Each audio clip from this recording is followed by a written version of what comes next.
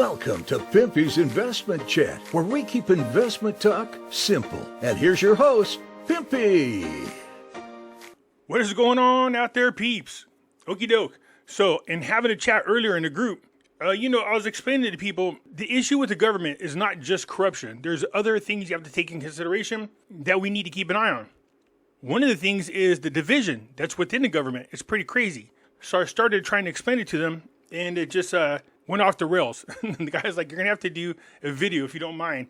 Do a video explaining a couple of things so we can understand. So not a problem. That's what this is about. Let's get into this.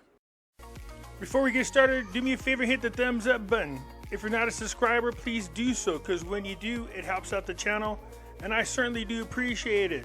If you're thinking about buying gold and silver, head on over to our friends at Miles Franklin. The link will be down below in the description. When you make your purchase, make sure you use promo code Pimpy, P-I-M-P-Y, and they'll take care of you. If you have any additional questions, you can reach us over here at this phone number or over here at this particular email.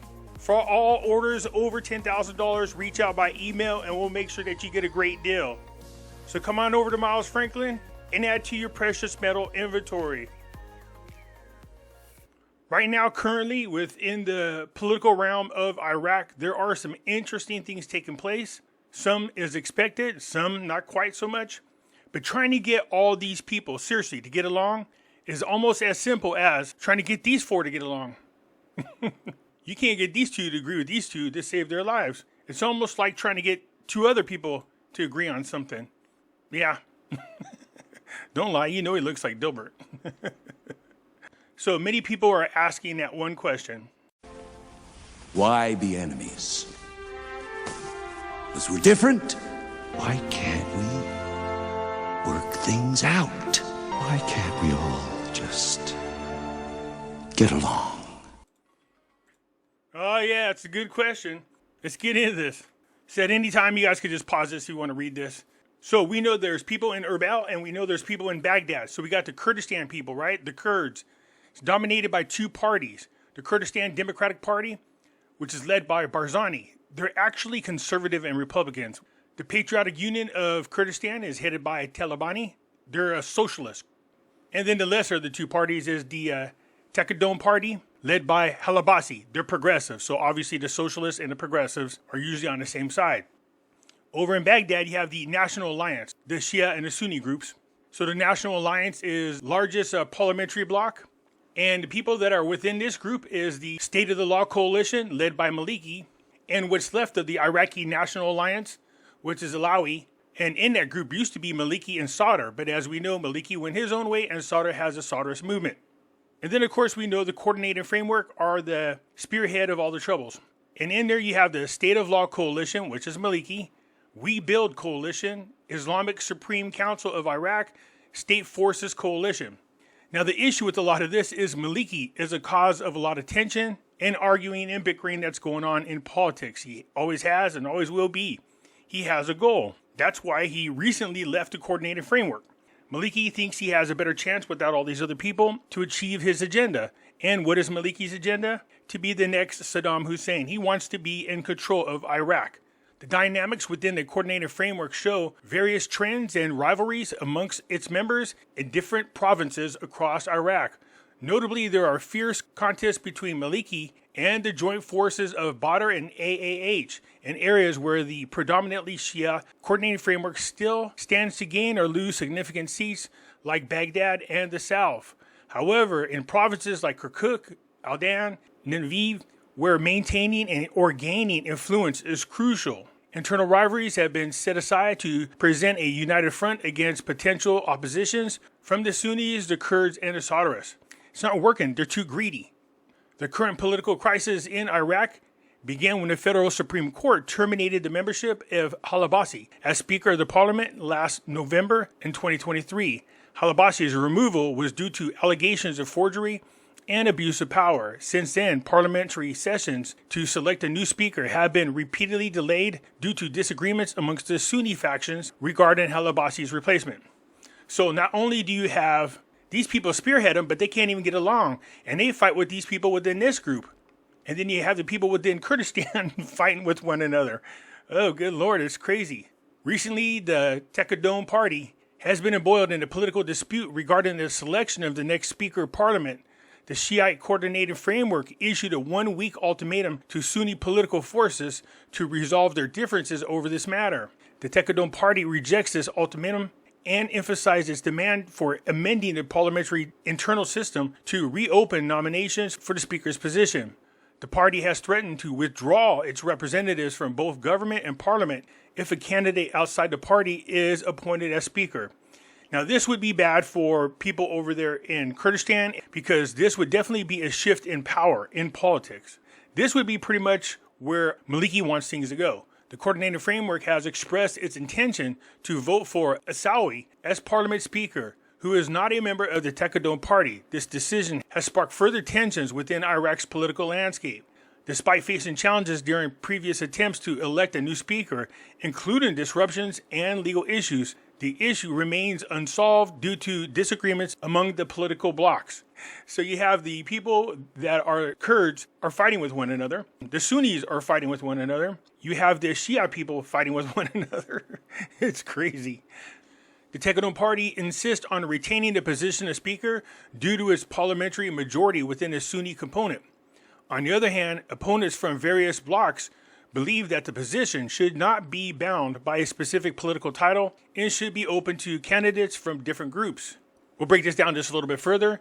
The political landslide in the Middle East is complex, I would say so, with various Sunni and Shia blocs often at odds with each other due to historic, religious, and geopolitical reasons. The Sunni-Shiite split originated from a dispute over who should succeed the Prophet Muhammad as the leader of the Muslim community. The division led to the formation of two major branches within Islam.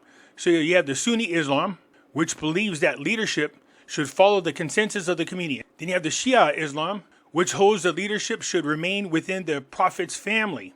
Shia wants to keep it within the family, and Sunni say no, the leadership should come from the community. In modern times, countries in the Middle East have often aligned themselves along sectarian lines to advance their interests. So Iran, a predominantly Shia country, has supported Shia groups in Iraq, Lebanon, Syria, and Yemen, where Saudi Arabia, a Sunni majority country, has backed Sunni factions in these same countries to counter Iranian influence. And we know that the United States back the Saudi Arabia and the groups they support. In Iraq, sectarian tensions between Sunnis and Shia have been a major source of conflict since the fall of Saddam Hussein's regime. The post-2003 power vacuum led to the rise of sectarian violence, with Sunnis insurgent groups targeting Shia civilians and vice versa. The political landscape in Iraq remains deeply divided along sectarian lines. The issue in Kurdistan involving Halabasi and the coming election is that there are political disagreements and alliances between various Sunni and Shia blocs, including those led by Halabasi and Kunjar, which may impact the outcome of the election. Halabasi, as the leader of the Taqadum Party, has been a significant player in Iraqi politics since 2014. He then won a seat in 2018 parliamentary election and was elected as the fourth president of the Iraqi Council of Representatives. In 2022, he became the first representative to be elected twice for the core presidency. Halabasi's approach to Iraqi politics differed from past leaders by focusing on national intersectarian cooperation, local reconstruction, and services. His departure from the confrontational styles aimed to avoid conflicts and their consequences that have affected Sunni-majority provinces. However, his removal from the office due to allegations of forgery and abuse of power brought back accusations of marginalizing the Sunni majority. So the crisis began when Halabasi removed one of his bloc's members, Dalami, from the core membership in 2022. Dalami denied submitting his resignation and took his case to the Iraqi Supreme Court, accusing Halabasi of forgery and abuse of power. Halabasi revoked Dalami's membership for a second time in January 2023. The Supreme Court decision revoked both Dalami and Halabasi's membership based on several legal violations. The consequences of this decision included the resignation of 3 ministers who had won their cabinet seats with Halabasi's support. Halabasi's Taqadum bloc has declared their intentions to resign from committee chairmanship and abstain from parliamentary sessions. If widespread resignation occurs, it would mark a significant shift in political balance within Iraq's parliament. The Kurdish parties play a significant role in Iraq's parliament, With Barzani leading the Kurdistan Democratic Party, he holds 31 seats, and the Garand movement, being part of the Kurdistan Alliance, with 17 seats. This relationship between these parties and Sunni or Shia blocs may influence the election outcome. This is what this means right here. Ever since Saddam was removed, this has been a struggle within the Middle East period, but a lot is focused on what's going on in Iraq. Now you're wondering how this affects the Iraqi dinar. Well, keep in mind that people like Maliki and one of his other coordinating framework friends own banks. They love the corruption. They love to keep the dinar cheap. So if they get control of the political scene in Iraq, what kind of changes can you expect there? They love the people to be poor while they continue to be rich. And Maliki believes now he doesn't have to have an alliance with anybody. He could do it on his own. And if he gets elected to a powerful position, his goal is to do like he attempted before, and that's to just take over all politics, consolidate all the power, and run Iraq. Anyways, that's it for now. Let me know what you think. I look forward to hearing from you. I'm out.